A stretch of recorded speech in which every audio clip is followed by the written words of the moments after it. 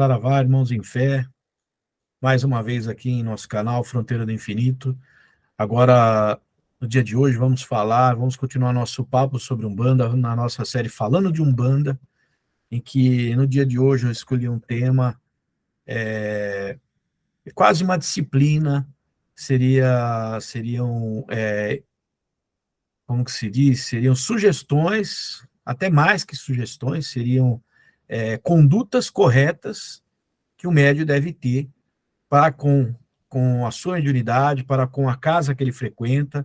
Isso não serve só para terreiros de Umbanda, templos umbandistas, seja para qualquer templo religioso, na verdade, isso funciona, porque são condutas positivas que deve se evitar para não ter contato com as forças trevosas. Então vamos lá. O livro, eu estou tirando do livro Mistérios e Práticas da Lei de Umbanda. O meu livrinho é bem antigo, do escritor W. da Mata Silva. Aqui em nossa casa, o Templo de Umbanda Esotérica do Caboclo Sete Flechas usa como direcionador conhecimentos direcionadores, bem como as obras de Chico Xavier também, as obras de Allan Kardec. Nós nos baseamos nelas para poder fazer um trabalho humilde, honesto, mas com, assim, tentando praticar a caridade, né, como Jesus nos disse. Então vamos lá. Ele coloca no capítulo, ele chama assim: modelo de instruções gerais de conduta moral, espiritual e física dos médiuns ou iniciandos da corrente astral de Umbanda.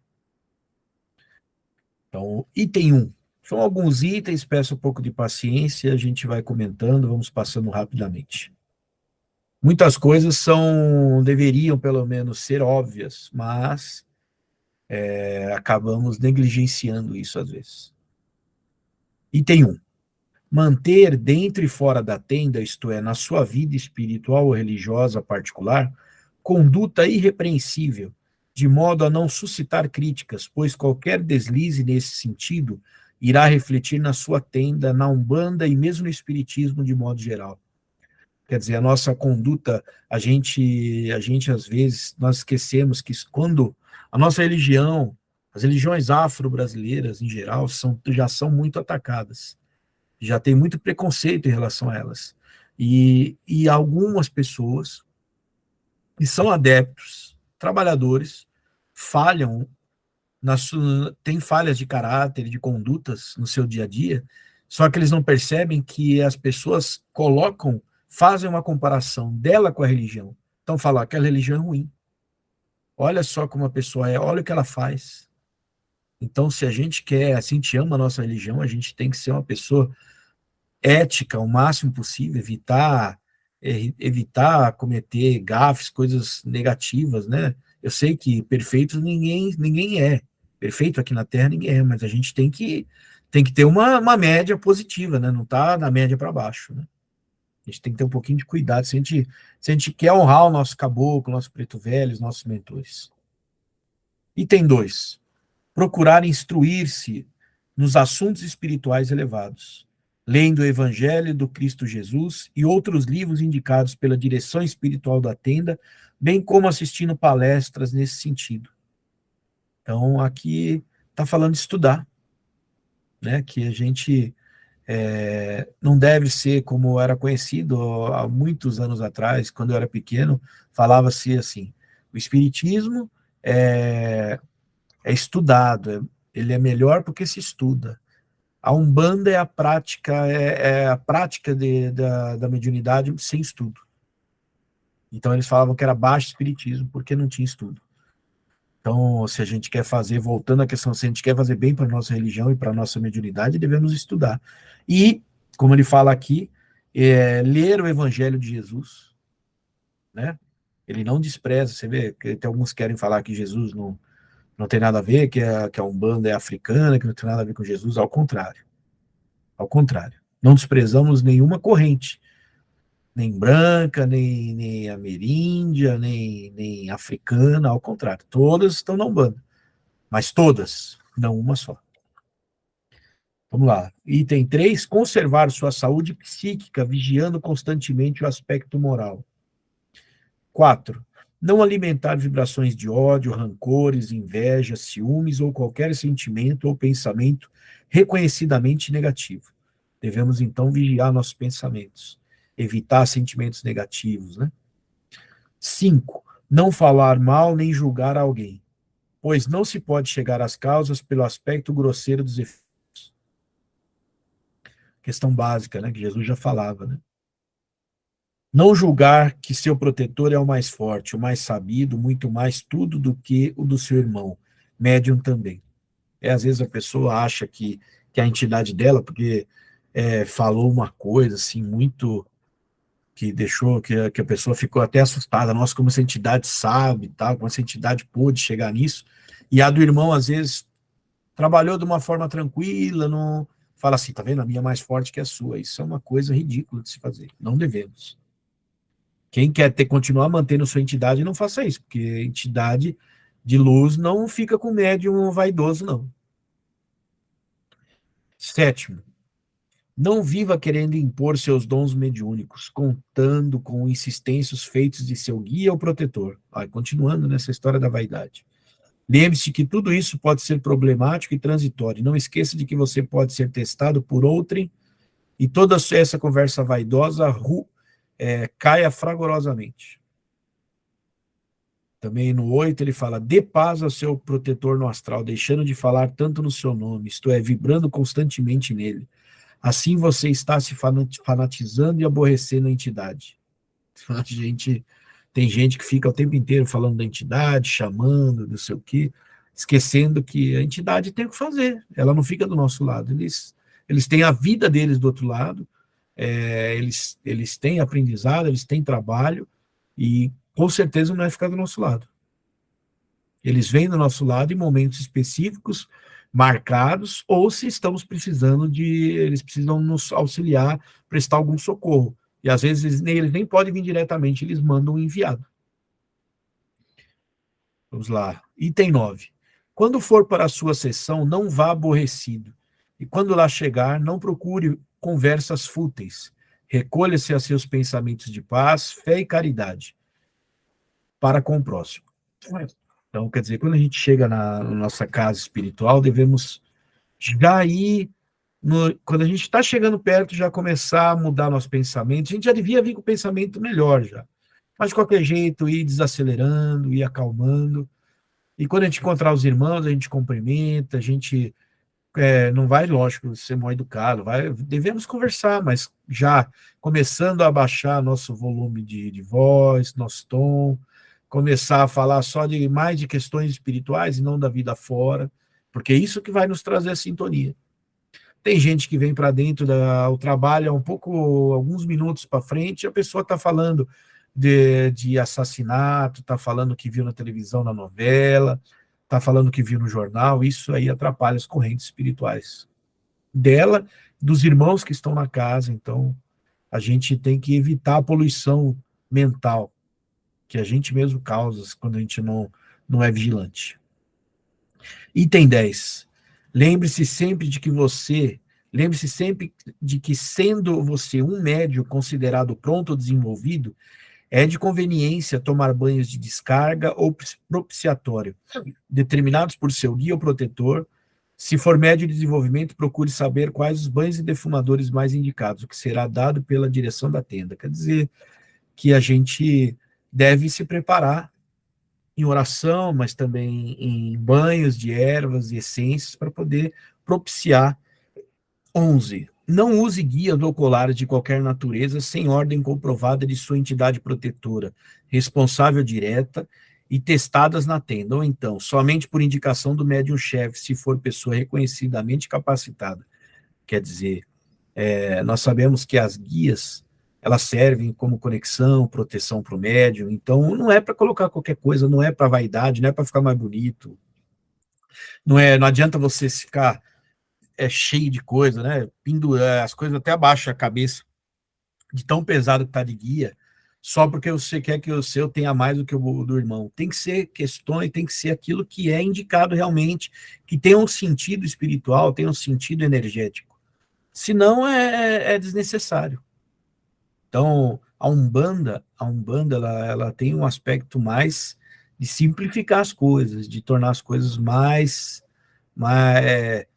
menos cheio de balangandãs. A Umbanda é isso. Mas também aceitamos, né, quem somos nós de aceitar, mas também, no caso assim, também respeitamos aqueles que pensam diferente, que usam milhares de guias. Isso também não tem nenhum problema, desde que a moral esteja acima de tudo, né? Vamos lá. 12. Não se preocupe em saber o nome de seu guia ou protetor antes que ele julgue necessário, e por seu próprio intermédio.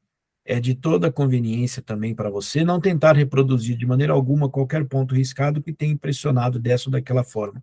Ele está falando para deixar a sua mediunidade fluir tranquilamente no tempo dela, sem pressa, né? Você não precisa ficar tentando adivinhar qual o nome da sua entidade, quem é o caboclo, quem é o preto velho, não importa isso. Importa que o processo de desenvolvimento mediúnico está acontecendo devagar e ele vai chegar uma hora e vai dizer quem é. Mas não é no nosso tempo, é no tempo dele. 13. Não mantenha convivência com pessoas más, viciosas, maldizentes.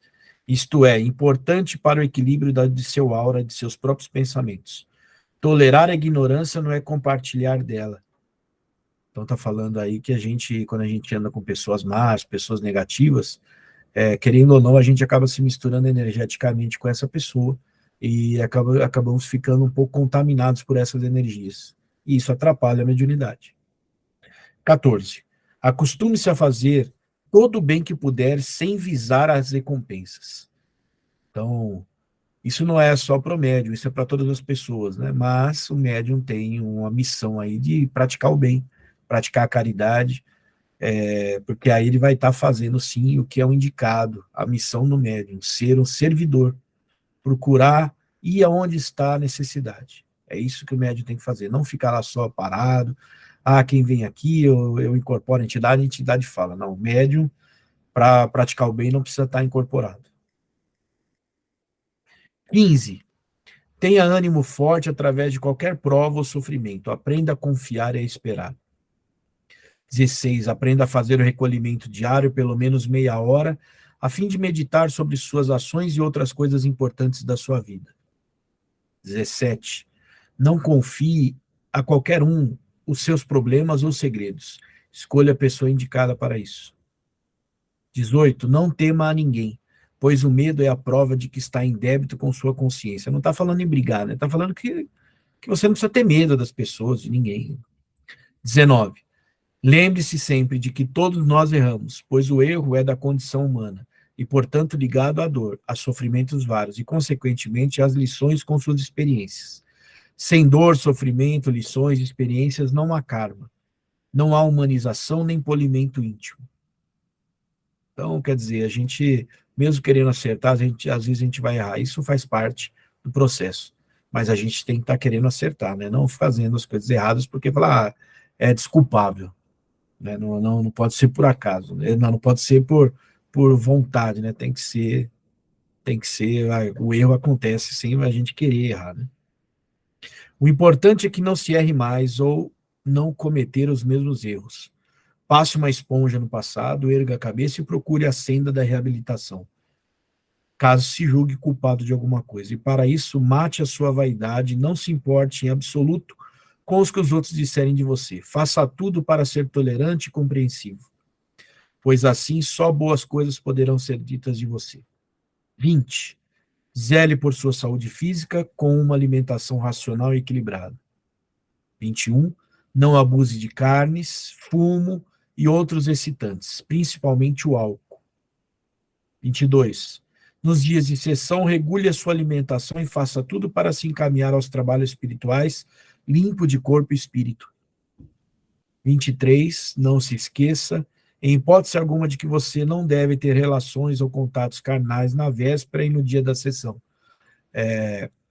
Eu gosto sempre de frisar que ele não está falando que o ato sexual com amor, com respeito, com carinho, que ele é negativo, ele não está falando isso. Inclusive, pode-se ter e deveria ser a troca de energia. No caso aqui, como nós temos costume de fazer as coisas mais no mundo dos instintos e não no mundo do coração, a gente acaba gastando energia, vampirizando a outra pessoa, então não é positivo energeticamente para o trabalho mediúnico. É só por isso.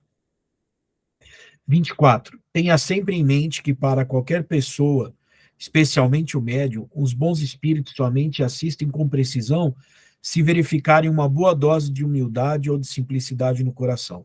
A vaidade, o orgulho e o egoísmo cavam o túmulo do médium.